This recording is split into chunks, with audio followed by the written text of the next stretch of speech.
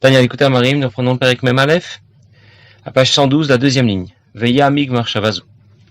Zaken nous a expliqué qu'en général, l'amour pour Dieu va motiver le respect des mitzvot assez, mitzvot positives. La crainte pour Dieu va motiver le respect des mitzvot lot assez, des mitzvot négatives. Et en fait, la crainte de Dieu, c'est bien plus que ce qui va motiver la pratique des mitzvot lot assez. Elle va aussi influencer la pratique des mitzvot assez, la pratique des mitzvot positives. Le Zaken nous avait dit que c'était en même temps le début de notre service de Dieu, sa base, la racine de tout notre service de Dieu. L'objet de ce Perek sera de nous expliquer qu'on n'attend pas seulement de nous qu'on obéisse. Une machine aussi sait obéir. On attend de nous une avoda shlema, une avoda complète. Si quelqu'un obéit scrupuleusement à Torah Mitzvot, il se peut tout de même que son avoda ne soit pas complète, parce qu'il manque ce sentiment de crainte qu'on attend de lui. Celui que l'on peut ressentir en présence d'un roi, comme on a vu la dernière fois. Et pour ça, il faudra donc y réfléchir très sérieusement. Je vais vous donner un exemple. Lorsque quelqu'un assiste à un spectacle de magicien, il ne regarde pas seulement le spectacle, pour voir l'oiseau sortir du chapeau et la pièce disparaître. Il regarde très attentivement. Il recherche. Où est le truc ? Je veux découvrir. Où est l'astuce ? Et bien de la même manière, Dieu se cache dans l'univers. Et on me demande d'y réfléchir.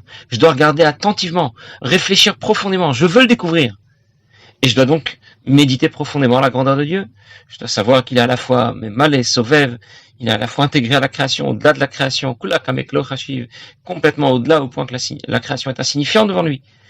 Cette réflexion, première étape de la réflexion dans laquelle nous guidait l'Admour Zaken, porte d'abord sur Dieu dans les grandes lignes, sur sa royauté, sa création. Puis ensuite l'Admour Zaken nous a rapporté la Gemara qui disait Bishvili nivra olam. Dieu ne regarde que toi. Ça veut dire que j'aurais pu penser, finalement, il y a une quinzaine de millions, 16 millions de juifs, 6 millions de juifs pratiquants.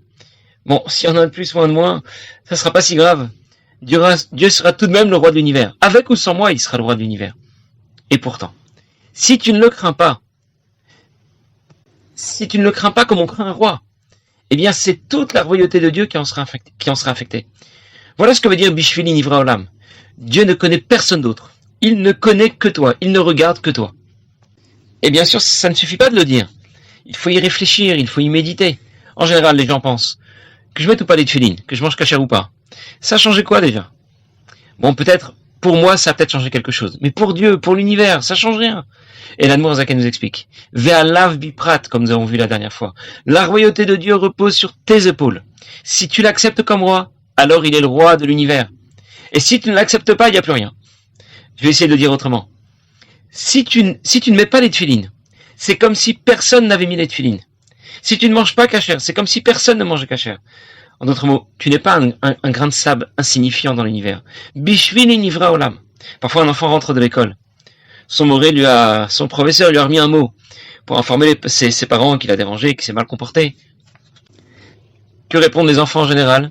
Il n'y a pas que moi qui ai dérangé, tout le monde a dérangé, je suis pas tout seul. Qu'est-ce que son père lui répond ? Les autres ne m'intéressent pas.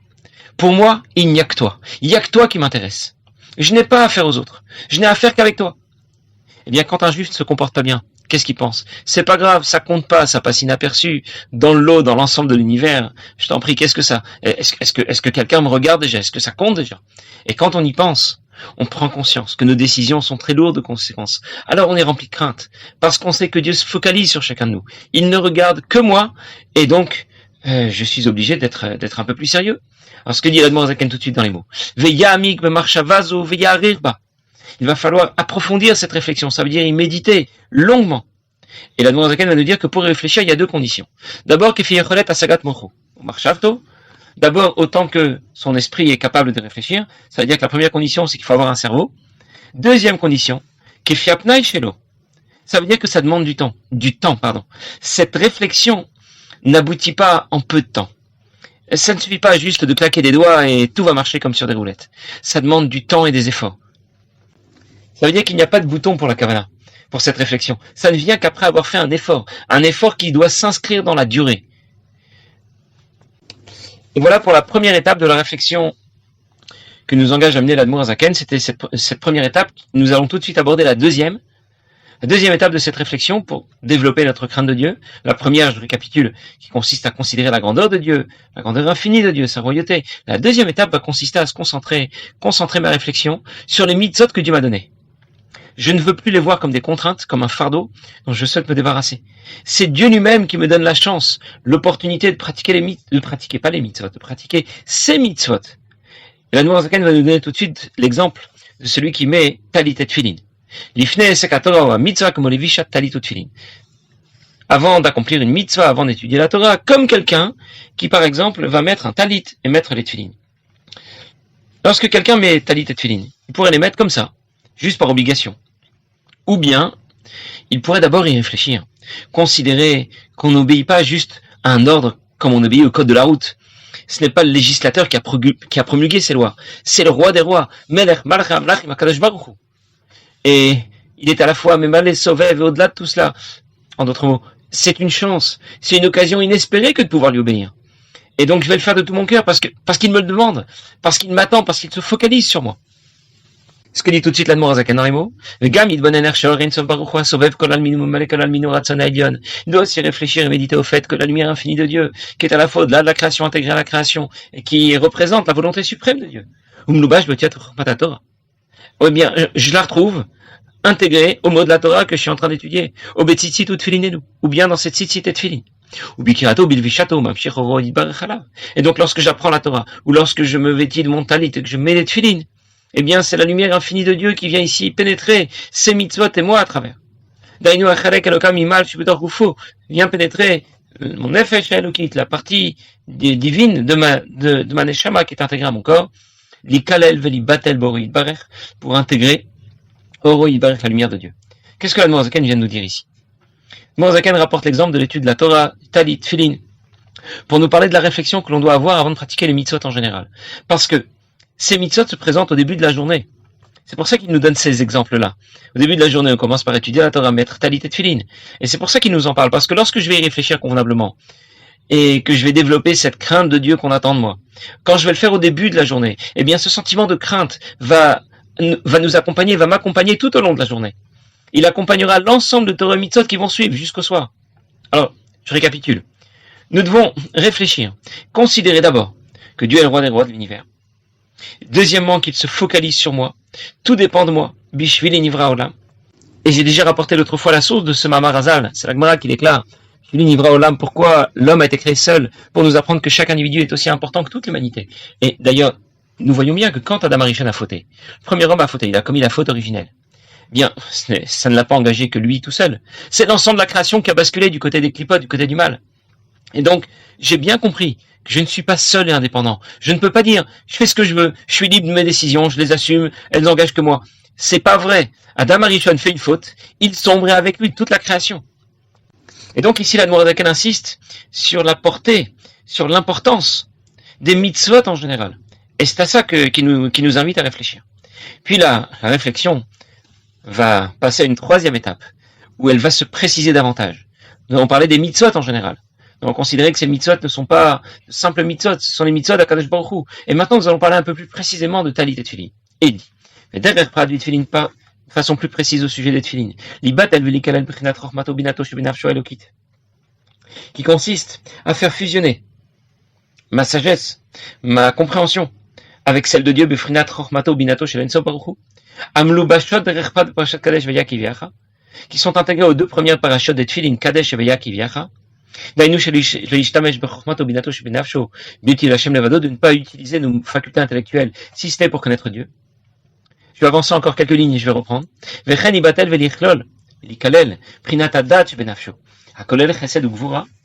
Et aussi de faire que dat, la connaissance, l'autre de nos facultés intellectuelles, qui inclut chesed et gvura, la bonté et la rigueur, et nira ve'ava, qui se manifeste par de la crainte et de l'amour chez Bélibo.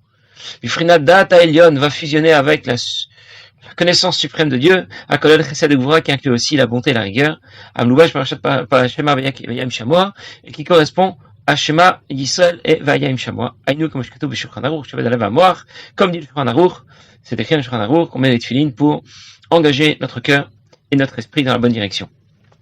J'ai terminé de lire et de traduire, je vais maintenant expliquer. L'Admour Azaken poursuit notre réflexion guidée de façon encore plus précise. Des généralités, nous passons aux détails. Je reprends encore une fois. D'abord, nous avons parlé de Dieu. Ensuite, nous avons parlé des mitzvot de Dieu. Maintenant, nous allons parler à quoi nous allons réfléchir, de ce à quoi nous allons réfléchir précisément quand je mets talit et tefillin. Alors, à quoi je dois penser quand je mets talit et tefillin? C'est déjà écrit dans le Shulchan Aruch. L'Admour Azaken l'évoque ici, le Shulchan Aruch en parle. Il nous explique à quoi on doit penser. En général, l'essentiel, c'est d'accomplir une mitzvah, mais pour les tefillin, la kavana, si la kavana manque, c'est rédhibitoire, ça ne passe plus. Il y a deux mitzvot pour lesquels la kavana est indispensable, les tefillin et la mitzvah de manger dans la souka. Ici, parlons seulement des tefillin. C'est indispensable d'y penser. Si je n'ai pas eu la kavana adéquate, ça veut dire si je ne sais pas pourquoi je mets les tefillin, eh bien, je ne suis pas quitte, je dois penser, je dois savoir que Dieu nous a fait sortir d'Égypte, qu'il nous a demandé d'écrire les parachutes qui en parlent, les introduire dans les boîtiers des tefillin afin de les mettre sur mon bras, sur ma tête, engager mes sentiments, ma réflexion dans la bonne direction. Je dois le savoir, je suis pas obligé de réciter tout ça chaque matin. Mais je dois au moins savoir pourquoi je mets les tefillin et qu'est-ce que ça représente. Ça, c'est le din comme il est rapporté dans le Shulchan Aruch. Déjà, je sais que je ne peux pas mettre les tefillin comme cela. Je dois au moins y penser. Mais au-delà de cela, l'Admour Azaken nous invite à réfléchir au fait qu'en mettant les tefillin, mes facultés intellectuelles vont fusionner avec celles de Dieu. Alors, je vais reprendre l'histoire des 4 parachutes dont parle l'Admour Azaken. Il y a 4 parachutes dans les tefillin qui correspondent aux 4 mochin, à 4 de nos facultés intellectuelles. Il y a Chokhmah, la sagesse, lorsque j'ai déjà eu première idée, une étincelle. Bina, lorsque cette première idée, je la développe en long et en large. Dat, la connaissance. Lorsque cette idée, eh bien, je vais vraiment l'intégrer et elle va développer du coup mes sentiments d'amour et de crainte. C'est pour ça que Dat se subdivise en 2. Parce qu'elle implique le développement des sentiments qui représentent l'amour et la crainte, qui correspondent à Chesed et Gvura, à la bonté et à la rigueur. Alors, si je récapitule.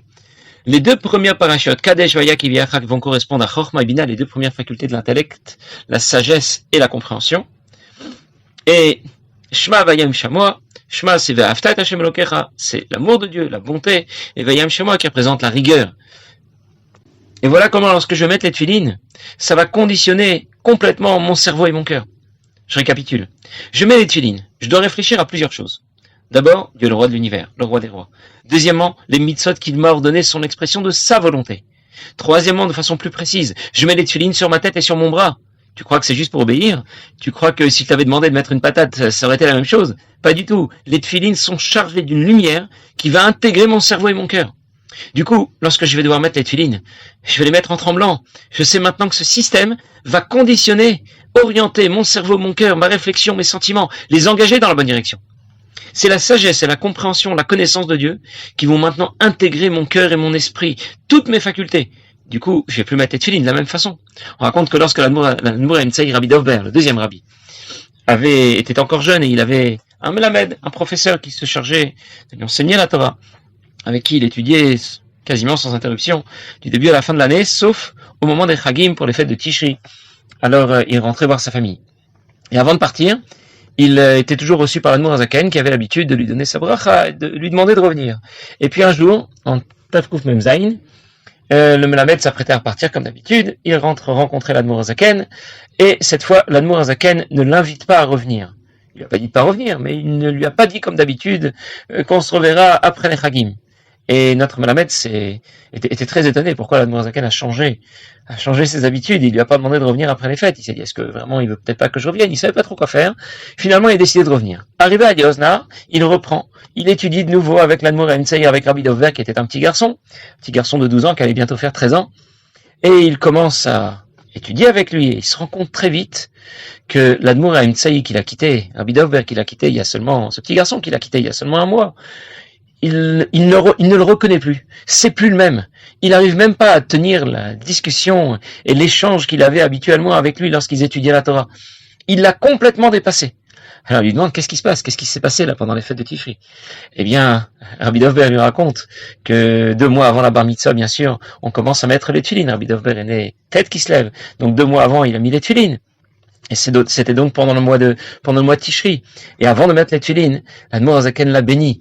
Il l'a béni, il lui a dit qu'en mettant les tefillin vont lui donner l'ouverture du cœur, l'ouverture de l'esprit, et faire en sorte que la lumière qui charge les tefillin vont pénétrer son cœur et son esprit. Alors le Melamed a compris pourquoi, du coup, il ne reconnaissait plus le petit garçon qu'il avait laissé. Il avait été complètement transformé par les tefillin. Alors bien sûr, C'est arrivé à l'Admour Emtsaï, c'est arrivé à Rabbi Dovber, il a reçu la bracha de l'Admour Zaken. Mais voilà de quoi sont chargés les tefilines. Et du coup, lorsqu'on va mettre les tefilines, on va plus les mettre de la même façon. On sait tout à coup quelle puissance se cache dans ces boîtiers, quelle lumière elles peuvent m'apporter et comment elles peuvent orienter mon cœur et mon esprit dans la bonne direction. Et puis l'Admour Zaken continue, puisqu'on a parlé de tefilin, nous parlons maintenant de tzitzit ou ba'atifat tzitzit ichaven, comme bezoar, à quoi on doit penser précisément quand on va mettre un tzitzit, quand on va mettre un talit, d'accepter la royauté de Dieu, sherim malchut kol olamim, yachada lenu alidei mitzvazo, qui est la royauté de l'ensemble des mondes de la création. Et alors, on ne fait qu'avec Akadosh Baruch Hu par cette mitzvah. Comme il est dit, tu dois accepter Dieu comme moi. Bon, qu'est-ce que l'Admour Zaken vient de nous dire? Quelqu'un s'engage dans l'armée. Il commence par faire quoi? Par mettre un uniforme. On s'enveloppe dans un tzitzit quand on s'engage au service de Dieu de la même manière. Je vois qu'il s'agit d'un serviteur du roi quand il s'habille comme un serviteur du roi. Et donc, lorsque je mets un talit, je me revêtis d'un vêtement par lequel je m'engage au service de Dieu. Et quand je réfléchis à tout ça, je démarre plus la journée de la même manière. Je démarre sur un autre pied. Je démarre avec beaucoup plus de crainte de Dieu. Et c'était bien là l'objectif. Les tzitzit comme les tefilin sont chargés d'une lumière qui vont nous permettre de faire des choses extraordinaires, comme cette histoire. Je ne vais pas raconter tout en détail, mais cette histoire où le Rabbi Rachab a envoyé son fils, le Rabbi Yosef Yitzhak, une histoire qui s'est reproduite à une autre époque. L'Admour Zaken qui a envoyé son fils, l'Admour Emtsaï en mission pour une mission très particulière qui s'avérait être très difficile. Et il lui a expliqué, l'Admour Zaken a expliqué à son fils Rabbi Dovber que la mitzvah des tzitzit est tellement puissante, elle nous enveloppe, ça veut dire qu'elle représente une lumière qui est makif, qui est au-delà de tout, qu'elle est capable de vaincre le mal partout où il se trouve. Mais sameh ene achitzonim. Alors, quand l'Admour Emtsaï a entendu ça, il a embrassé les tzitzit de son père, l'Admour Zaken, il a accompli ce que l'Admour Zaken lui avait dit, il a eu beaucoup de réussite. Quand le Rabbi Yosef Yitzhak, des années plus tard, a entendu cette histoire de son père, le Rabbi Rachab, lui aussi a embrassé les tzitzit de son père, il a pu réussir la mission qu'il avait à accomplir de la même manière. C'est dire la puissance et la force qui chargent ces différentes mitzvot, et quand on considère tout cela, quand on y réfléchit, alors on accomplit ces mitzvot d'une façon complètement différente. On démarre la journée d'une façon complètement différente, avec beaucoup plus de crainte de Dieu, avec beaucoup plus d'émotion. Et c'était bien là tout notre objectif. Introduire davantage de crainte et d'émotion dans notre service de Dieu. Passez une bonne journée.